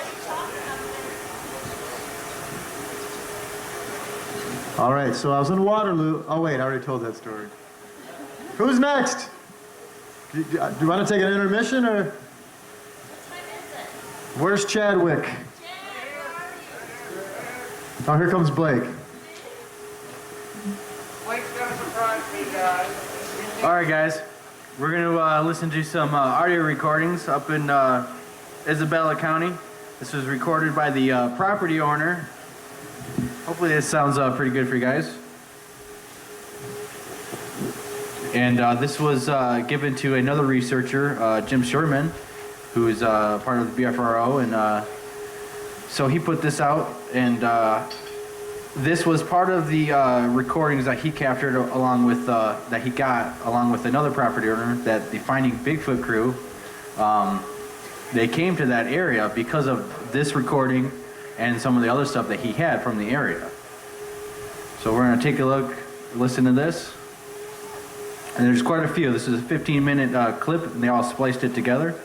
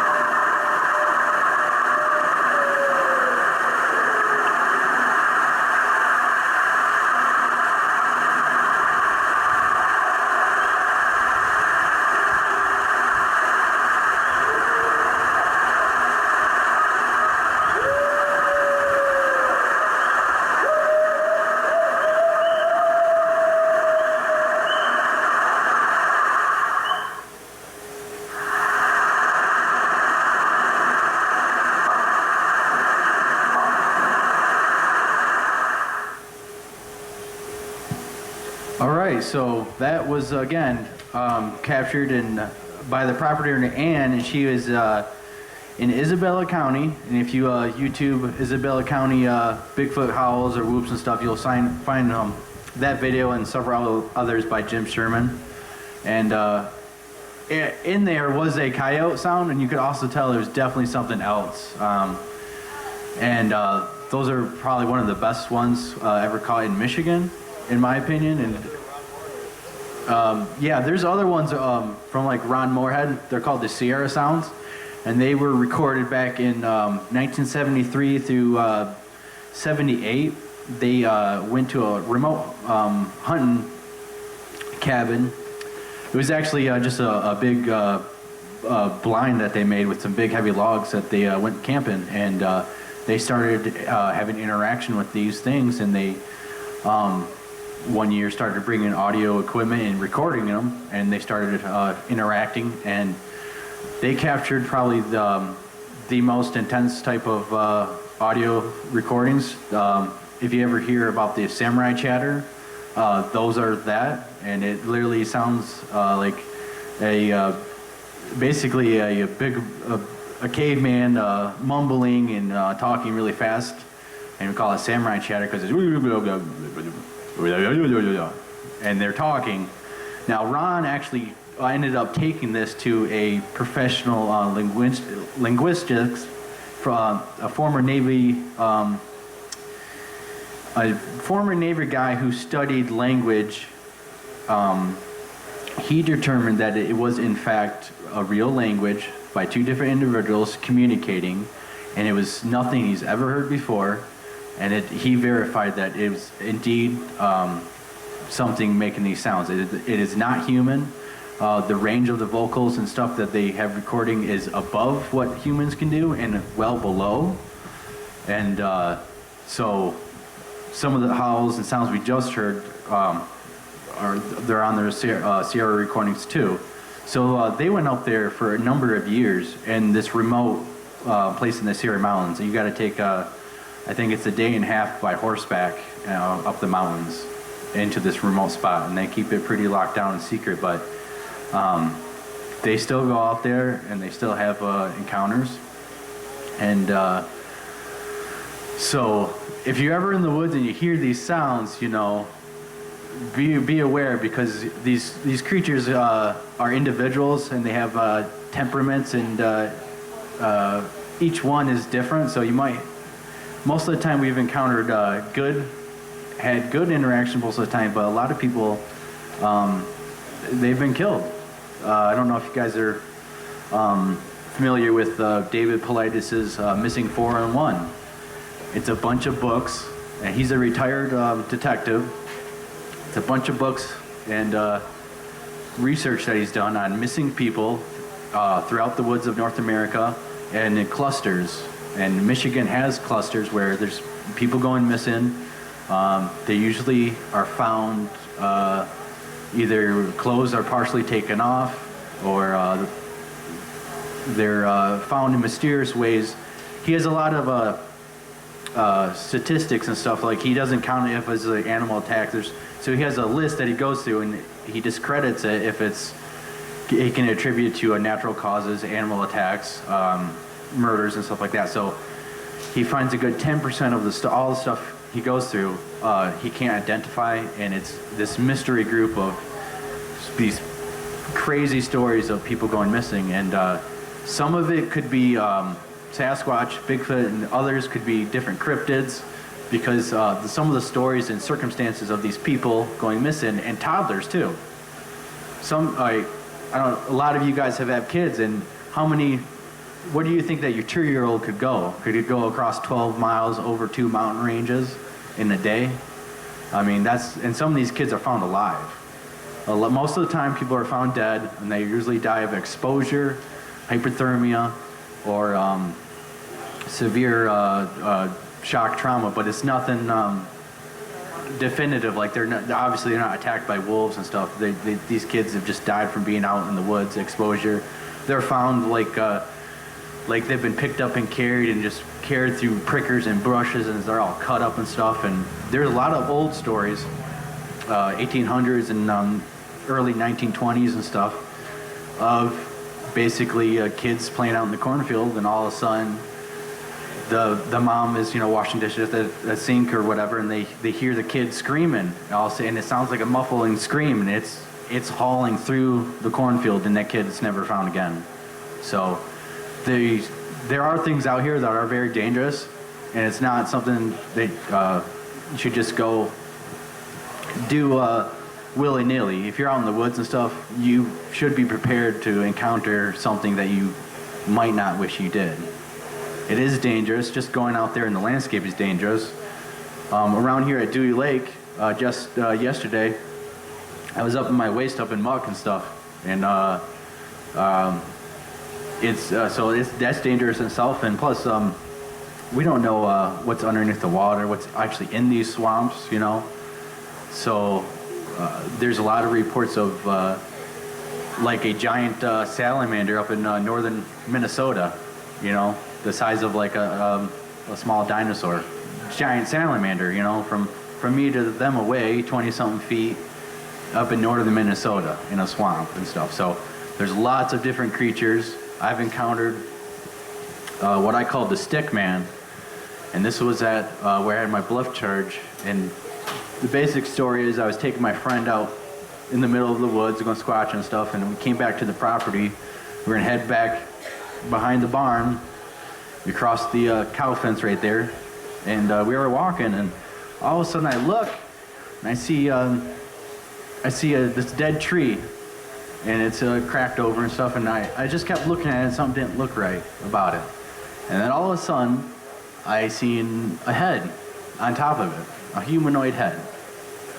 And then it went down, got out of the way, and it popped back up. And I nudged my friend and said, what is that, man? Look at that. We stopped there, and this thing peeks its head out like this, and goes like this, and it steps out. You could see its leg and its arms and stuff, and it's humanoid. It's naked. It's very long and skinny. I called it the stick man because its arms were so skinny at the time. If I had to fight it, I think I could break it over my knee like a stick. It was that skinny. It was creepy. It had yellowish type of eyes, and so it was tree peeking at us. And my friend is freaking out. He's begging me to let's go, let's back in, let's go tell your dad and stuff. And I'm just staring at this thing, and it keeps peeking out. And it really came out, and this thing looked like I described earlier. Like if you watch Lord of the Rings, Gollum, he's the guy. He's my precious. That ring. He's always after the ring. He's all deformed, naked, humanoid, lanky-looking thing. That's what I seen. This thing was about 7 foot tall. So my friend convinces me, we hurry up and go into the house and go tell my dad. So my dad's a pretty no-nonsense guy, and we just moved there, and he's like, yeah, sure, whatever. I'll go out there and check, you know, whatever. You know, you guys stay here.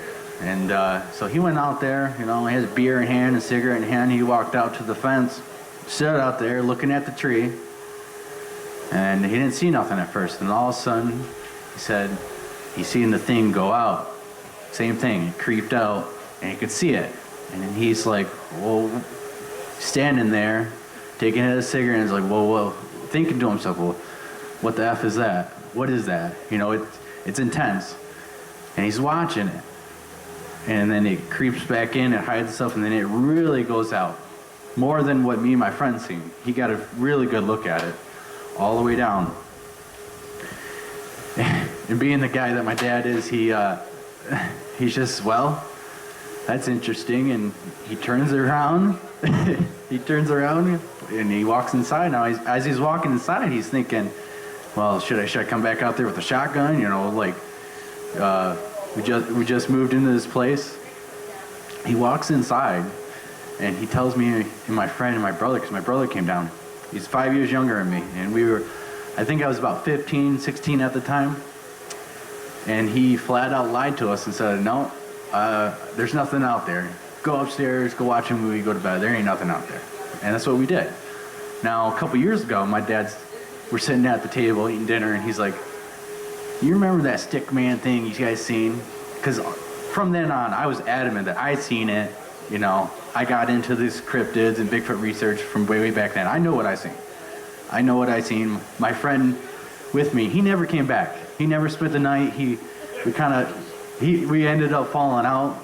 Out of that, he just stopped coming over, hanging out because of that. my dad said, well, the real story is I did see something. And he told me his side. And the reason why he lied is because my mom passed away when I was 13. We had just moved into this new house. My brother's 5 years younger than me. My dad, you know, had to work in Detroit, so he's coming back. It's dark out, supper time. He told us flat out the reason why he lied to me is because I didn't want you boys scared of not only Bigfoot in the woods, because I already had my bluff charge, but these other creatures that are out there. So, but he told me the truth finally, even though I knew from what I seen, and it only confirmed it. And there are other things out there than just Sasquatch. There's reports of little people, little Bigfoot, or just little creatures called like mugwais and stuff, and they're the Native Americans and also medieval Europe talk about the little gnomes or little elves and stuff. The Native Americans have their own stories, and they call them the mugwais. Each tribe has their own name, just like most tribes have their own name for Sasquatch or Save, it was Ojibwe, or some of them describe them as like cannibal giant spirits, guardians of the forest, an elder brother Native American tribe that's hairy. So there's a lot of different descriptions of them. Each tribe generally had their own beliefs about them and own interactions. Some tribes, they tell stories of them making trades. The natives would weave baskets and trade for the Bigfoot, and the Bigfoot would give them foods, plants, and whatever else they had trade. And sometimes these Sasquatch creatures would start stealing kids and women and throw them in baskets and taking them, and they would never be seen again. So some of these tribes, their legends are that they had enough of that and they made war with these creatures and they stopped trading with them. And some of these stories is natives kill one Bigfoot, and the Bigfoots rally together and slaughter a whole village while leaving one Native American left to go spread the word to other tribes and other villages. There's other reports of people attacking the Bigfoot and pushing them into a cave, lining the cave with fire and setting it on fire and calling out to them to surrender. And they burnt them alive, and they shot any that came out with bows and arrows.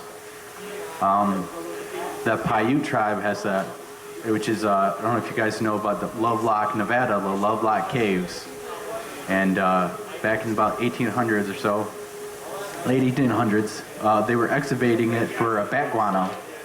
And they dug up and found giant skeletons, burnt skeletons, huge skulls that you could put over your head like a helmet. That's how big these things are. And these were documented into the museum close by, and you can find the pictures and stuff of the original skulls. The original skulls are not on display anymore, and they have some fake ones that they attribute to Native Americans. The Paiute tribe in the area said that they were a cannibal race of giants that would eat the Paiute. And they were red-haired giants. And their story is that they made war for a lot of years, and they finally pushed them into the cave, lined the cave up with firewood, lit it on fire, and shot any as they came out. If you went to that cave now, there used to be a handprint on the cave.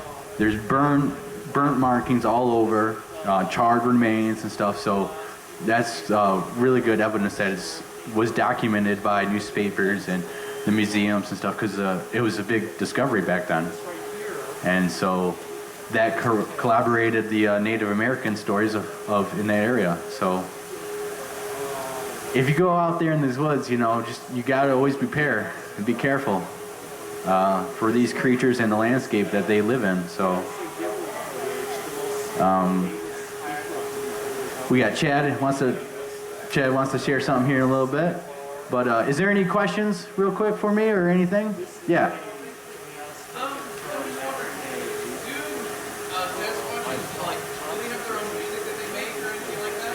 All right, so his question was, do Sasquatch have their own music and stuff? There's reports of chanting, Native American drumming, whistling, that sort of things as musical stuff. So sometimes it's reported, yes. Is there any more questions? Real quick for myself. Did you mention the recent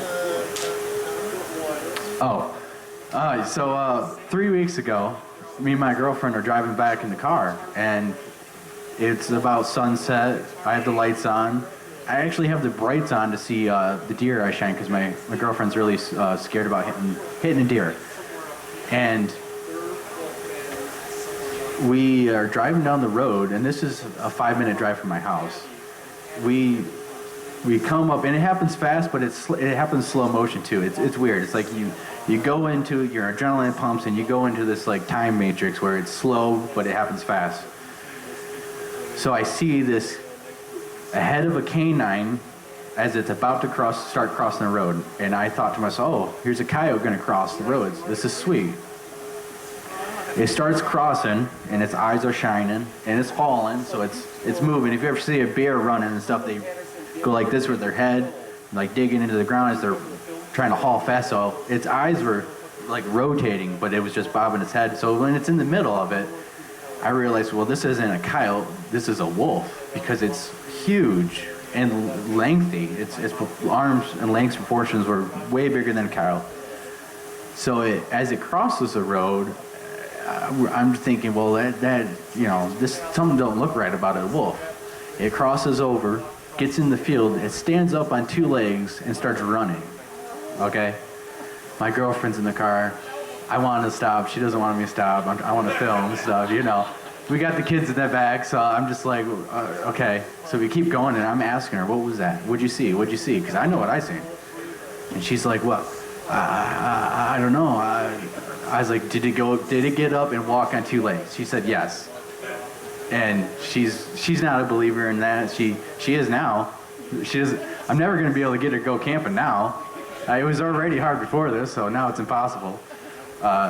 She thought it was a person on a bike, because she said it was standing upright and then it went down like it was a person on a bike or something. But it crossed the road and got up, and she was blown away. And there was a house 50 yards away. The creature went in front of the car on purpose. It seen the car. It could have waited for us to pass. It didn't have to cross in front of us. It deliberately ran in front of us, and she felt like it was looking right in, piercing through her. Like it knew we were there, it knew we were watching it, and it was looking. She said it was looking like it was watching me in my eyes, is what she said. And I used to never think of Dog Man as real, but after that, I am a firm believer. It could even have been a skinwalker, which is Native American tales of basically witch doctors that would throw animal skins on and transform into wolves and stuff. And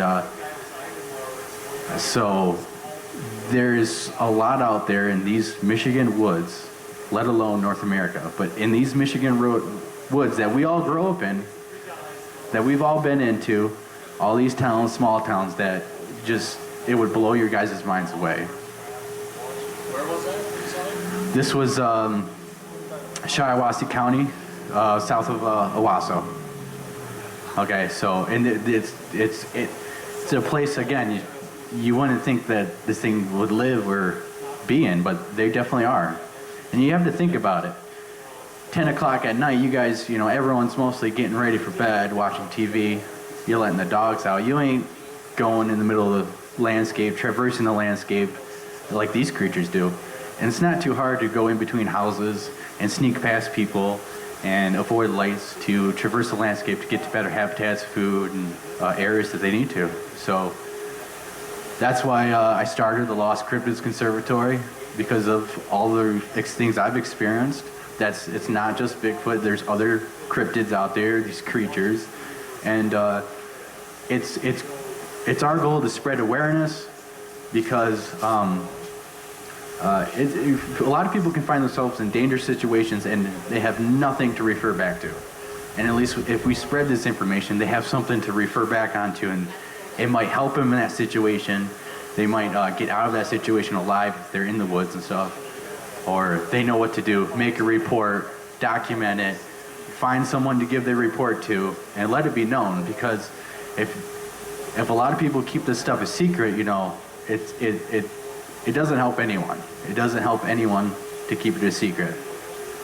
Question, you mentioned letting dogs out. So if you have dogs, will dogs typically bark, or are they more like whimper and shy away because it's, you know, maybe Depend. smell or scent? So dogs will typically react by, yes, barking if they're brave enough, or whimpering and cowering away. Scared. We actually have a squash dog, Chad's dog. What kind of dog is it? It is a border collie mixed with something else. But this dog doesn't bark at anything, and it doesn't really, it doesn't bark at raccoons, it doesn't chase anything. It's been in areas and it's smelled Sasquatch, and it would literally walk around camp. We've took it to a spot and it smelled something, and it freaked out on the leash and went towards to go backward, and it stopped. And it's sitting there, and it will not look back towards the trail. It's frozen and stuck. He's shaking and shaking. He will not look back. He's stuck right there. Stop, sit. And we had to take him back to camp. So it depends on the dog, but a lot of dogs are scared of them. They smell them, whatever it is, it scare them. And there's a lot of reports of the Sasquatches killing dogs because we feel that it alerts them to their presence. It lets us know that they're right there, they're out there, and the Sasquatch don't like that. Or any other cryptids, really. I just asked because we just recently moved 10 acres in the country versus the city we lived in, and we have a German Shepherd Great Pyrenees, and our yard is cattle fenced in now for our dogs to be in. But they'll bark now because it's different, but sometimes their barks are different depending on maybe what they see outside, or I'm just curious, you know, like, you know, they would whimper. If they start whimpering and run, I'm getting it.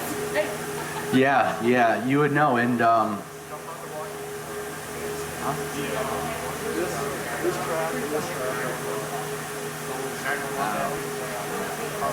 there's another research group in Mississippi. They go by MBEST, Mississippi. They're on Facebook and stuff. A lot of our groups are on Facebook and stuff, so you can just find a bunch of different researchers. They have a little small little like Jack Terrier type of pointer dog, or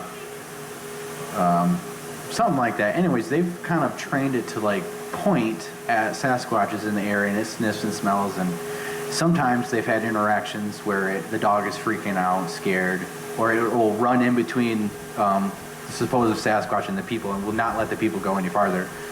So there are researchers out there that are trying to train dogs to help them in their research, and I know our Squatch dog is definitely a valuable tool. So if your dog is brave and fearless, if it goes after them, you have a very good possibility you will not have your dog back, or it will be dead. So, any other questions and stuff? Again, we're so glad to have all you guys out here. All right, so we're gonna play a 3-minute clip of the Dewey Lake howl that was recently caught a couple years ago or so, and I'll let Chad do it, and then he'll talk afterwards. Thank you, Blake. All right. This is a purported from Dewey Lake, okay? Obviously, it would have to be a digital audio recorder left out there. Anybody ever see a bear in Dewey Lake? Anybody ever report a bear in Dewey Lake that anybody's heard of?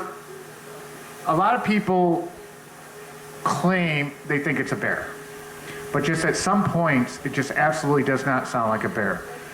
Okay, so here we go. 3 minutes.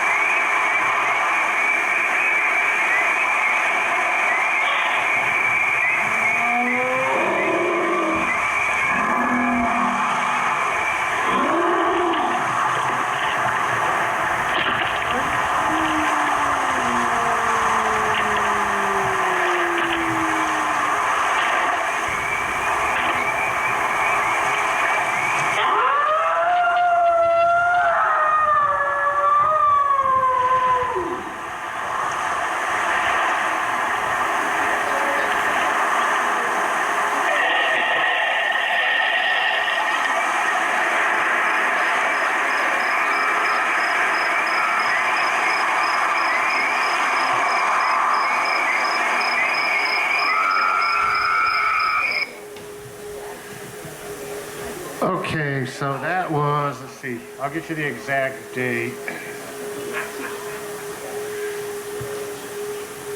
This was recorded on Dowagiac, Sister Lakes, Michigan, Saturday, June 29th, 2013 at 3:17 a.m.